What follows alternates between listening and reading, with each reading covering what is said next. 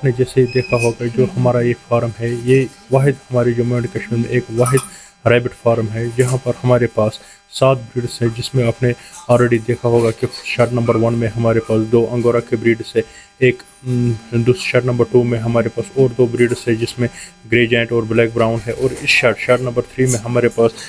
सोवे चिंचला और New Zealand white है, और last but not the least हमारे पास कैलिफोर्निया एक और ब्रीड है जो यहाँ पर है। हमारा इस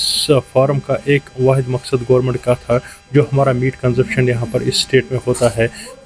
मटन के हिसाब से, चिकन के हिसाब से, उसको थोड़ा बहुत कैटर करते इस हिसाब से कि इसमें हो जाए, लेकिन due to some social stigma लोग इसमें उतना नहीं आ रहे, लेकिन जितना भी हो रहा है वो पेट्स के हिसाब से हो रहा है। जो इतने भी लोग आ रहे हैं वो पेट्स के हिसाब से रहे हैं। मोस्टली जितने चिल्ड्रंस आ रहे हैं वो अपने पेरेंट्स को लेके यहाँ पर आ रहे हैं और यहाँ पर उनको पेट्स के हिसाब से ले रहे हैं, और मोस्ट लाइकली वो इस ब्रीड को ज़्यादा पसंद करते हैं बिकॉज ऑफ इट्स टेक्सचर। जो इसका ये टेक्सचर है उसके हिसाब से इसको करते हैं बहुत यूज़। और जो मीट के कंजप्शन से यहाँ पर जो रैबिट्स खाते हैं वो हमारा ग्रे जायंट है, जिसका थोड़ा बहुत मीट टेंडर होता है। और इसका मैं आपको थोड़ा बहुत आइडिया दे दूँगा, जो यहाँ पर मीट ले जाते हैं खाने की पर्पज़ से, वो इसको रॉ टाइप में नहीं खाते हैं, वो इसको खाते हैं जैसे हम फ़िश को ऐसे फ्राई करते हैं, तो उस हिसाब से उसको अगर हम रात को मैरिनेट भी किया, हमारे एक तो कस्टमर यहाँ पर आए, उन्होंने थोड़ा बहुत फीडबैक दिया हमको, तो हम आपसे वो शेयर करना चाहते हैं कि जो यहाँ पर वो उनको मैरिनेट करते हैं रात भर, अगर उनको मैरिनेट करके दूसरे दिन वो अगर उसको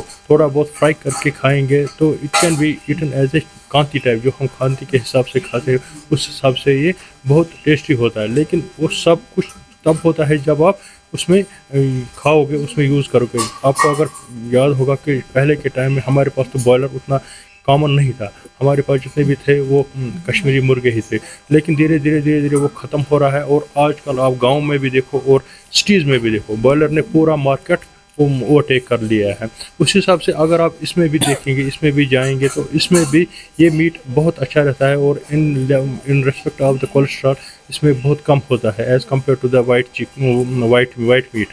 तो इस हिसाब से भी ये हमारा फार्म उसी हिसाब से रखा था कि इसमें कम से कम जो है कि वो मटन और वाइट मीट को ये थोड़ा बहुत सफाइज कर दे, थोड़ा बहुत उसको कम कर सके। और हमारा जो इस यहाँ पर लाइव स्टॉक है इस वक्त एट प्रेजेंट है 700, नियरली अबाउट 700। और जो हमारा लाइव स्टॉक होता है वो हम उसी हिसाब से रखते हैं कि जितना हमारे पास फीड फोडर अवेलेबल है उसी हिसाब से हम यहाँ पर लाइव स्टॉक को ब्रीडिंग करते हैं और सेल होता है उसी हिसाब से हम रखते हैं। और यहाँ पर जो हमारे लाइव स्टॉक का मैं आपको थोड़ा बहुत कॉस्ट के हिसाब से भी बोल दूँगा कि यहाँ पर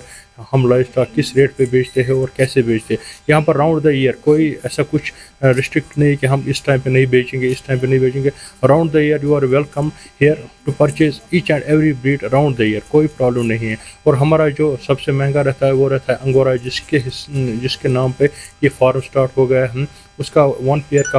प्राइस पड़ता है 1200, उसके बाद इसका 300 पड़ता है। सोया चिंचला न्यूजीलैंड वाइट का 400 पड़ता है, और ग्रे जायंट और ब्लैक ब्राउन उसका 300, और कैलिफोर्निया का भी 400 पड़ता है, एक पीस पड़ता है। यहाँ पर ज़्यादातर लोग पूछते हैं कि यहाँ पर किलो के हिसाब से बेचते नहीं, हम यहाँ पर पीस के हिसाब से बेचते हैं। अब आपको वीनर चाहिए, वीनर होता है वो जो हम 40 दिन के बाद मदर के से अलग करते हैं, उसको हम वीनर बोलते हैं। उसके बाद अडल्ट रहता है, उसका यहाँ पर एवरेज वेट इनका रहता है 1 kg टू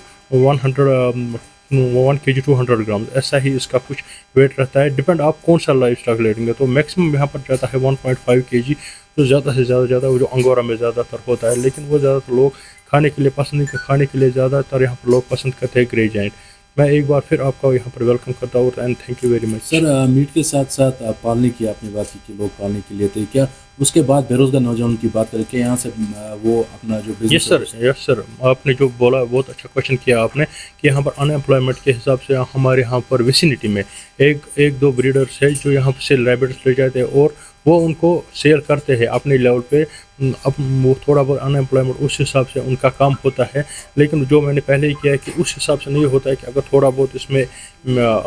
वाइट मीट के हिसाब से ये ले जाए तो उस हिसाब से काम होता है, अनएम्प्लॉयमेंट हो जाता है यहाँ पर मैंने जैसे ऑर्डर बोला, और टंगमर्ग में 2 यूनिट्स है यहाँ पर, और इसके बगैर हमारा एक और यूनिट चलता है रणवीरपोरा अनंतनाग में, जो जहाँ पर हमारे फार्म से वो रैबिट्स ले जाते हैं, क्योंकि वो साउथ के लोग यहाँ पर आना उनके लिए बहुत मुश्किल होता है। तो उस वजह से यहाँ से वो 50-60 to 100 एनिमल्स वहाँ पर रखते हैं, फिर वो उसी हिसाब से उनको वहाँ पर सेल करते हैं सर।